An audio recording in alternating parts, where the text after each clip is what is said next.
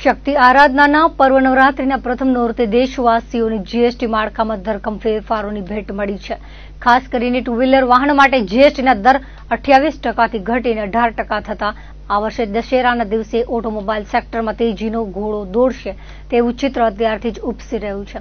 ભુજમાં આવેલા two wheeler શોરૂમમાં પ્રથમ નોરતાથી જ ગ્રાહકોની ભીડ જોવા મળી રહી છે.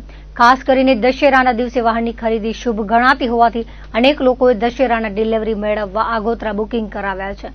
ભુજમાં બજાજના દ્વિચક્રી વાહનોનું વેચાણ કરતા જીકે બજાજ શોરૂમના ઉર્મિલ ઠક્કરે જણાવ્યું હતું કે નવરાત્રીના દિવસોમાં દર વર્ષે વાહનોની ખરીદી વધુ થતી હોય છે, પરંતુ આ વર્ષે સરકારે જીએસટીમાં ઘટાડાનો લાભ આપ્યો છે, તેથી ભૂતકાળના વર્ષોની સરખામણીએ વધુ વેચાણ થવાની સંભાવના છે. અત્યાર સુધી દશેરાના ડિલિવરી મેળવવા 150થી વધુ ગ્રાહકોએ બુકિંગ કરાવ્યા છે. બજાજ ચેતક ઈવીની સૌથી વધુ ડિમાન્ડ જોવા મળી રહી છે.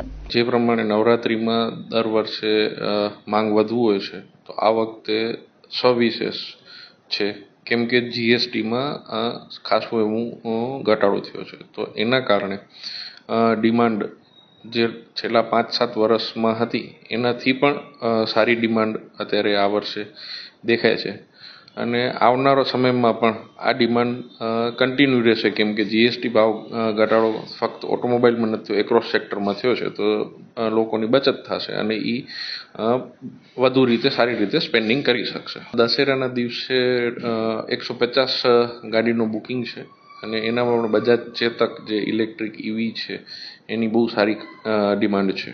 અત્યારે ઓફરમાં તો ખાસ કાંઈ નથી, કેમ કે ડિમાન્ડ સપ્લાય ને જે પ્રમાણે જીએસટીના ઘટાડાના કારણે સપ્લાયનું કન્સર્ન છે, એટલે કંપની આ વખતે જીએસટી ઘટાડાનો પૂરેપૂરો લાભ કસ્ટમરને આપેલ છે. એના સિવાયની કોઈ હાલ સ્કીમ નથી. અત્યારે બધી જ રેન્જ અવેલેબલ છે. પલ્સર, પ્લેટિના, સિટી 100 અને ચેતક ઈવીમાં ખાસું એવું બુકિંગ છે અને એ વેઇટિંગ પીરિયડ છે લગભગ 1 થી 2 મહિનાનું.